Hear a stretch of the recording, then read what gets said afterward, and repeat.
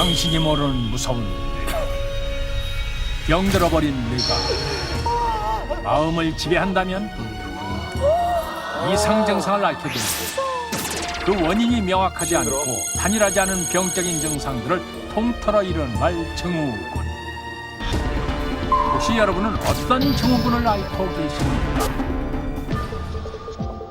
오늘 처음 만난 로모근과 줄모양. 그런데 너무 앞서 나간 양가 부모는 그들의 만남 자체를 결사 반대합니다. 반대하면 반대할수록 반발 심리로 인해 애정이 더 깊어지는 현상. 이것이 바로 로미오와 줄리엣 증후군. 저런 것도 있구나. 알리면 더. 이외에도 겉으론 늘 웃고는 있지만 마음속으로는 절망감에 휩싸여 깊은 우울증에 시달리는 스마일 마스크 증후군. 웃는 건지 우는 건지 스마일 마스크? 그리고 여러분이 몰랐던 믿을 수 없는 기이한 증후군. 빛에 노출되면 피부가 붉어지고 유난히 크고 날카로운 송곳니를 지니고 있으며 빈혈이 심해 정기적으로 피를 수혈받아야 하는 증상. 영화 속 뱀파이어의 이야기가 아닙니다. 실제로 존재하는 뱀파이어 증후군입니다. 그리고 여기 또 하나의 기이한 증후군을 앓고 있는 한 남자가 있습니다. 늙어? 그 어디에서도 들은 적 없고 본 적도 없는 그의 희귀한 증상은 바로 자기 자신의 몸을 인지할 수 없는 것인데 무슨 말이야? 투명인가? 그의 눈에만 보이지 않는 그의 존재.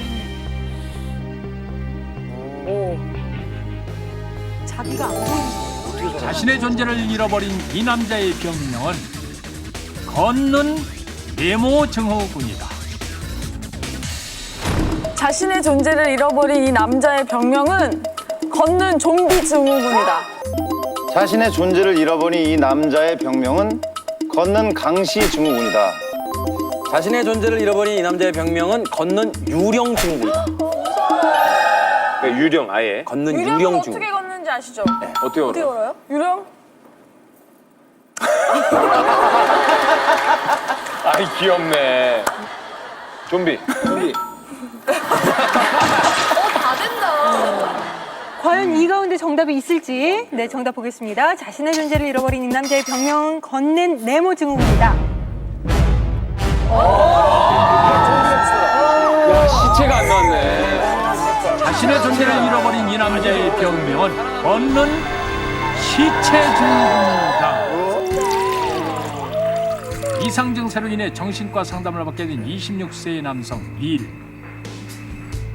그는 스스로 자신이 죽었다는 엽기적인 망상에 사로잡혀 있습니다. 아니, 어떻게 살아? 당신이 죽었다면 지금 마신 물이 어디로 갔나요? 물은 증발해 버렸어요. 물이 왜 증발한 거죠? 존재하지가 않으니까요. 어떤 것이 존재하지 않는다는 거죠? 저요. 야, 개그 프로 같죠 이렇게? 전 시체예요. 오래전에 죽었죠. 연신 자신이 시체라고 주장하는 닐. 그에겐 도대체 무슨 일이 일어났던 것일까? 정신적 13년 전 화목한 가정에서 외동아들로 태어난 닐은 여느 아이들과 다름없이 정상적인 가정 안에서 행복한 아동기를 보냈습니다. 그러나 그가 20살이 되던 해 어느 날 한 통의 전화가 그의 인생을 바꿔놓습니다. 왜? 이거 무서워. 예. 뭐라고요? 사고요? 말도 안 돼. 내가 죽었다.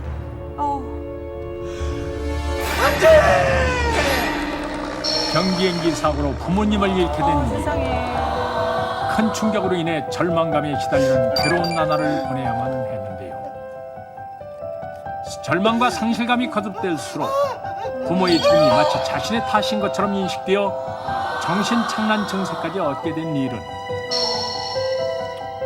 모든 인간관계를 끊고 마약에 의존하며 스스로 폐쇄적인 삶을 선택하게 됩니다.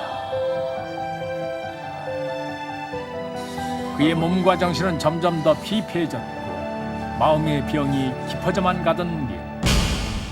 그러던 어느 날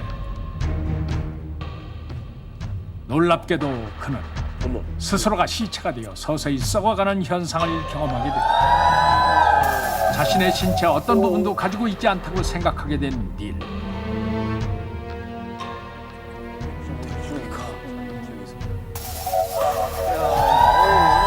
내 다리가 없어. 이게 선천성이 아니네요. 어떻게 된 거지? 급기야 자신의 존재 자체를 완벽하게 부정하게 돼 그는 결국 걷는 시체 증후군을 앓게 된 것입니다.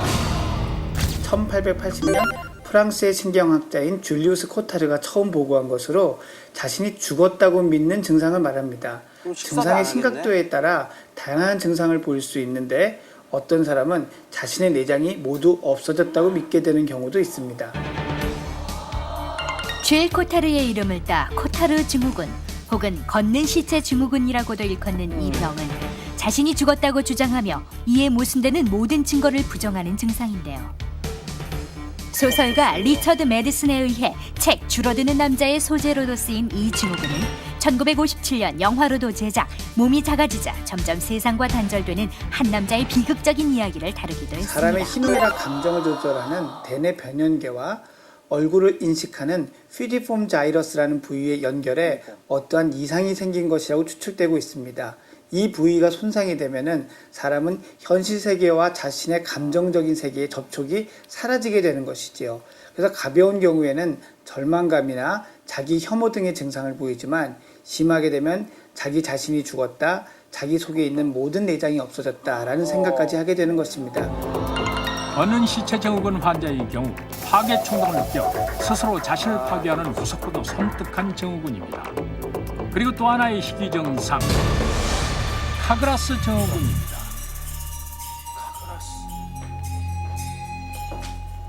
병원을 찾은 한 남녀. 이 둘의 관계가 심상치 않아 보이는데요. 두 얼굴의 여자와 그런 여자를 철저하게 의심하는 남자의 이야기입니다. 당신은 오늘 누구와 함께 병원에 왔습니까? 제 아내와 꼭 닮은 사기꾼가요?